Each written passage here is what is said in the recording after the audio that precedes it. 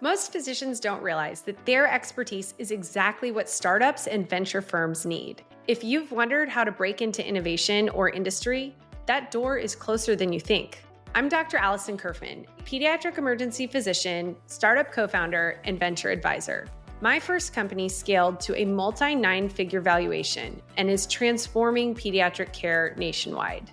Now, I advise healthcare startups and venture firms, helping them to build smarter, more impactful care models. And I help physicians like you step into this work. The Startup Physicians Launchpad is a 6-week course that gives you the strategy and tools to make your next leap into innovation without leaving medicine behind. Enrollment is open now at startupphysicians.com.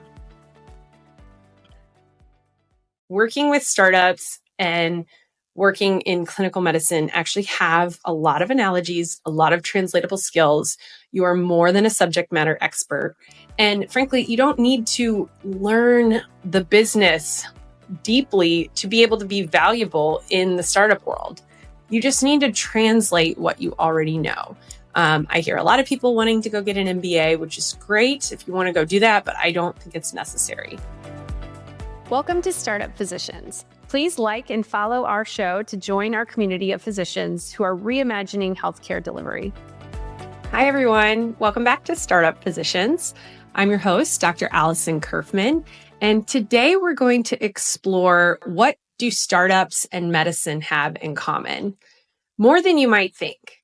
In this episode, I'll explore the parallels between clinical care, which you already do, and advisory work with startups, and why physicians are already wired for innovation, even if they don't see it yet.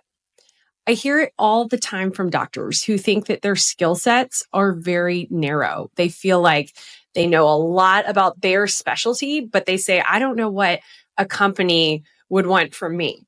And even if all you knew was a lot of detail about your particular field of medicine, that alone is very valuable. You have to realize that that piece is something that startups and early stage companies don't necessarily have. And that's why it's important to call on subject matter experts. But beyond just a 1-hour session to tell someone about what you know about endocrinology questions, there's actually a lot of transferable skills that I want to walk through. So today we're going to talk through 10 parallels between clinical training and the startup mindset. And what physicians do every day is not just relevant, it's directly transferable to the startup world. So I want to talk through 10 powerful analogies that show how your clinical training actually does prepare you for innovation work. So let's get started. Number one, making a diagnosis is sort of a parallel to doing discovery. So startups really need help identifying the real problem. Just like you diagnose complex patients, you are trained in your field to gather data, listen to your patient, and gather information from other notes and other people who have seen or taken care of the patient, recognize patterns, and really distill down to what matters and what matters right now for this patient. And this is something you do every single time you go into an exam room or see a patient. And this is something that we've been trained to do over the course of usually almost a decade of training. And when you are an early stage founder with a good idea, or you think it's a good idea, the most important thing to do is to really do discovery and de-risk the idea. You want to try to get to the core of, is this really the problem that I think it is? Could it have the impact that I think it could? And you also will gather a lot of data. You will talk to a lot of experts and listen deeply. We definitely try to recognize patterns. So what are the things that are causing healthcare to be so expensive or so inaccessible for certain patients, and really distilling down to what matters? So you are already an expert diagnostician because you are trained to do that. And so you can transfer that skill into the startup world as you're trying to do this same sort of process with a concept instead of with a person. So number 2, you design treatment plans every day. And the analogy in the startup world is strategy design. So startups need really clear action steps. And you are very used to creating personalized, sequenced plans with measurable outcomes and flexible responses. So what I mean by this is, let's say you see a patient, you do your discovery, which is really your diagnosis process. You're determining what is your assessment of this patient? What do you think is going on based on all of the information that you've gathered? And then you're making a plan. And the plan is something that is clear. You have, maybe you prescribe medications or therapies. Maybe you give education for the patient of exactly what they need to do to get better or to manage their disease. So you do this every day, multiple times a day. And with strategy in startups also need very clear action steps. They need to distill all that information from their discovery and create a path forward. Sometimes when I work with companies, like as an introductory consulting package, I'll do something called a roadmap design, where I'm looking at their clinical model and I'm giving them kind of a step-by-step recommendation of what I feel like the next steps need to be about their strategy, and particularly around their clinical strategy. So this is something that you, again, do every day. You create treatment plans every day. You create step-by-step plans of what your patient needs to do after you've really done an assessment of them. And this is very similar to the sort of skills you need to create a step-by-step strategy. So moving on, number 3, your clinical judgment is parallel or analogous to strategic judgment. So you know how to assess risk, operate in uncertainty, and make decisions with incomplete information. This is something that we have to get comfortable with as physicians. We do not know everything. We have to use our very best judgment, determine when we need information, and make decisions with that information. A great example of this that I deal with on every single shift is the criteria for head imaging for children who have hit their heads. So head injuries in kids are really common. Anyone who works in the pediatric ER deals with this on every single shift. Everything from a toddler fell from standing and knocked their head on the coffee table and got a big goose egg, but is acting fine, to, kid who, has a serious concussive symptoms from a really bad football tackle, or maybe even getting like ejected from a vehicle in a car accident. So those are very, very different levels of head injuries.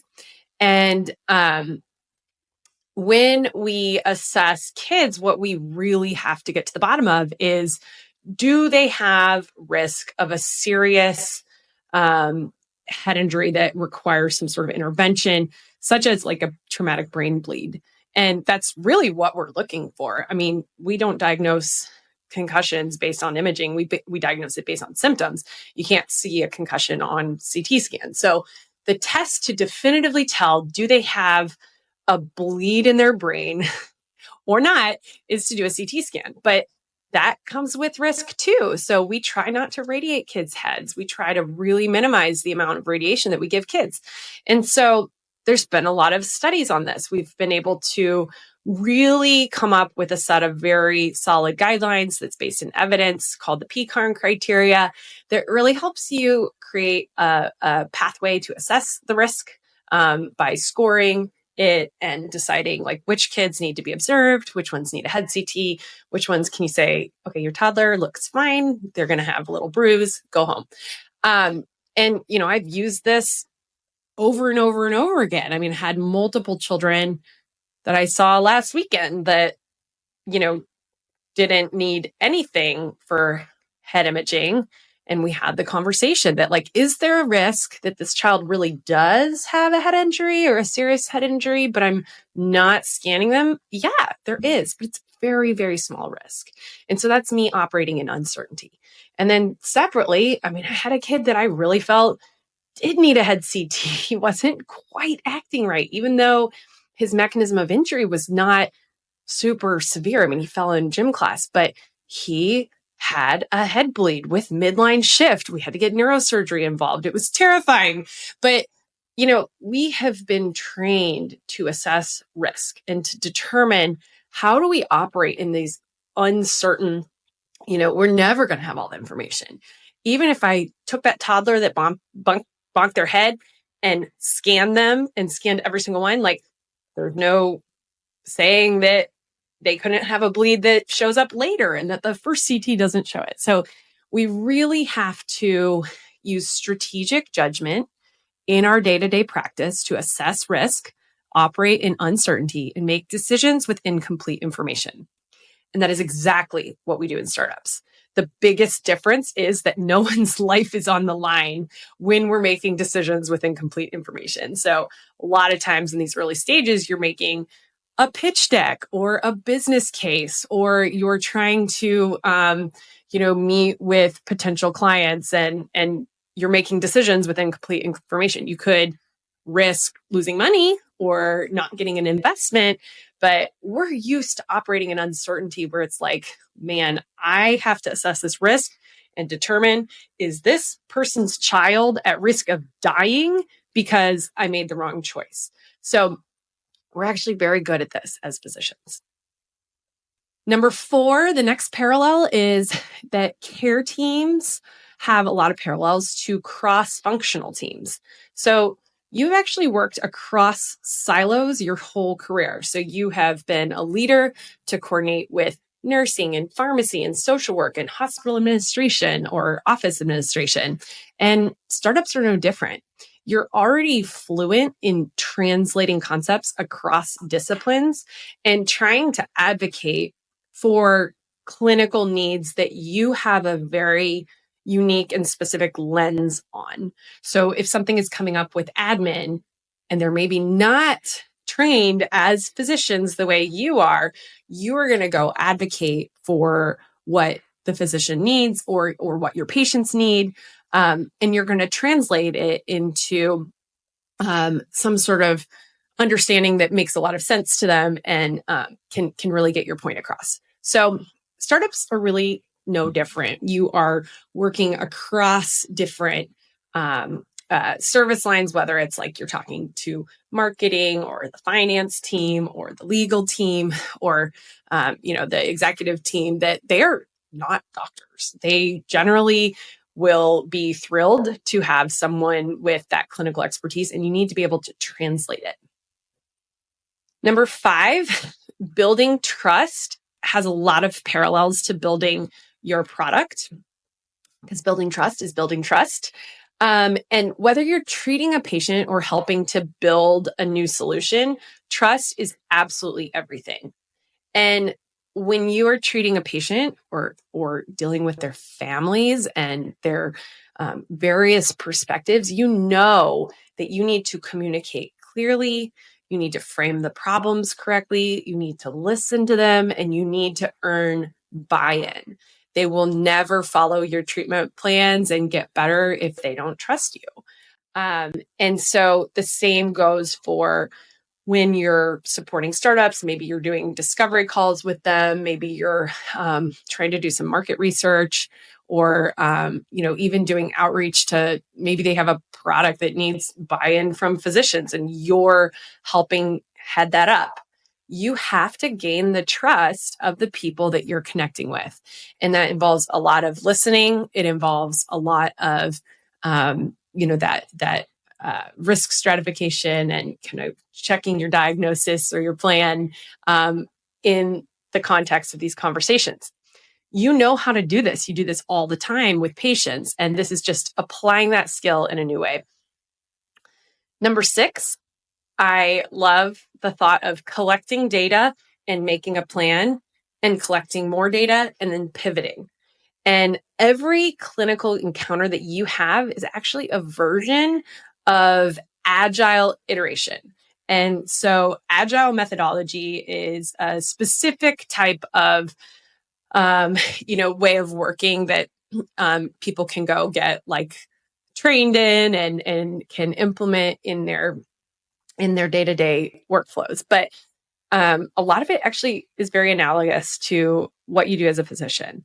So you are able to learn and adapt in real time. So let's make an example. So you collect information on a patient who has abdominal pain, and you get all this information, and they tell you all about how it started and where it is, and you're examining them, getting information. You make a plan. So you say like, oh, I need to make sure it's not a UTI or appendicitis, or maybe it's just gastro, and maybe you're going to get some labs and some urine, and then you get your labs and you find out, oh, they're pregnant. Okay. Like that maybe was on your differential, maybe it wasn't the highest thing, but now we have to make a completely different plan because, and then the question is, are they pregnant and they have a UTI, or are they pregnant and that's causing the pain? So again, continuing to collect information, make a plan, collect more information, then pivot. And startups move really, really fast. And your ability to learn and adapt in real time is a huge asset. Number 7, this is my favorite one because I am an emergency physician, and it is calling a consult. So I feel like one of the core, skills of being an emergency physician is that you need to know what you know and know what you don't know. And so you take care of what you know. And when you don't know something, you find someone who does. So you know when to ask for help and how to bring in other experts, and knowing like, what is the question that I'm asking them? And so we've all learned in our, med school and residency days how embarrassing it is when you call a consult and you don't even know what the question is that you're asking. And so we've all gotten a lot better at that over time. We know exactly what it is that we want to ask other experts. What is the piece of information that I'm missing to be able to care for this patient? And this is very similar to when you're, calling consults as a startup to reach out to advisors and other experts and really do more discovery on your concept. And maybe you're building a business case and you're making an assumption about a certain variable and you're not really sure, you're kind of just making something up. And so then you're going to rack your brain and be like, who would I need to ask to really get a better grasp on this? And so that humility and systems awareness is really so important in startup teams. Number 8 is resilience under pressure. So you trained in chaos. You have worked through burnout and codes and system failures and COVID, which that was bonkers. Like that was such a bizarre time to be a doctor. And your ability to stay steady when things break is exactly what early stage companies need. I know how much we all hate it when we get the announcement that like the EMR is going to be down or something is going to just totally shift the way we have to work during a certain, shift or week, or, something's changing, and, or just like a ton of patients show up at the same time with a lot of problems, or maybe you're triple booked in clinic and it just feels chaotic. But we don't all have to be, emergency physicians level of chaos to have really developed skills of like how to triage, how to determine like what needs to happen next, and how to keep your cool when things get chaotic. So you already have that skill. And number 9, another analogy is that systems thinking is very analogous to the mindset needed to scale a business. So you instinctively understand how one decision affects the whole. And as startups grow and scale their solutions, they really need that insight. You cannot just make a solution for this exact scenario at this exact moment in time. You really need to think more holistically about how decisions will affect something in the long run, and whether it could be applicable to other situations. And so you already do this when you take care of patients. You think about how your decisions are affecting this person as a whole. And you're also finding ways to find solutions across, pattern recognition. So like maybe you've seen 12 patients in the past month with the same condition, and you're really optimizing how you take care of that because you're doing pattern recognition and you're determining how your decisions are affecting the whole. And number 10, continuous improvement, which we use those words a lot in medicine, is a parallel to iterative feedback loops. So whether you're doing this through more academic exercises like M&M or QI or other feedback loops that are built into your practice, you have been practicing iteration your whole career.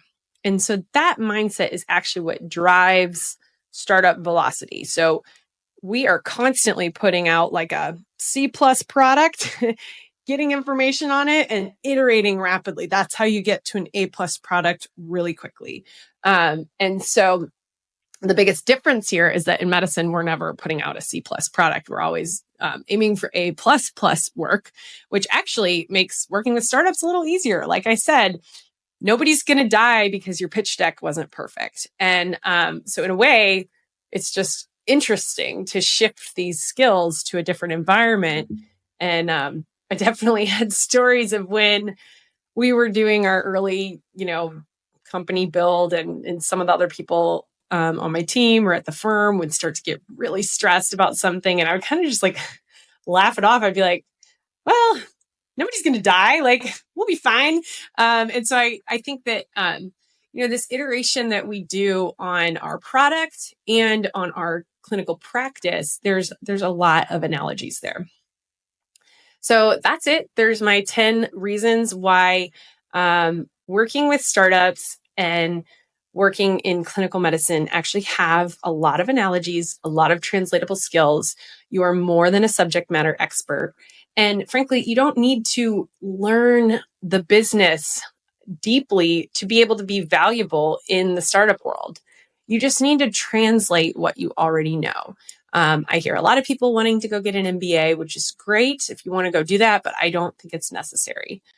You've been strengthening these muscles your entire career, and this is a great opportunity to use some of your skills in new ways. And I think the biggest barrier for people is that they just don't have a pathway. They haven't heard of working with startups in this way, or they don't have a robust network of people that are building companies. And that's really what I want to teach physicians how to do, is how to strategically grow your network to be able to be informed and knowledgeable about things that are happening and growing and building, and then become aware of opportunities to contribute. And when you think of it as more strategic networking, it's a lot less intimidating to say like, oh, I'd love to have some conversations with some people who are building things in my field. And so my vision is that more physicians can join this space, can take this pathway, can find ways to translate these skills into the companies that truly need our expertise, and find ways to be part of those teams. So altogether, thank you so much for joining me. You have so many translatable skills, and I am excited to work with any of you who are interested in exploring this pathway. Thanks for joining, and I'll talk to you soon. Thank you for listening to Startup Physicians. Don't forget to like, follow, and share.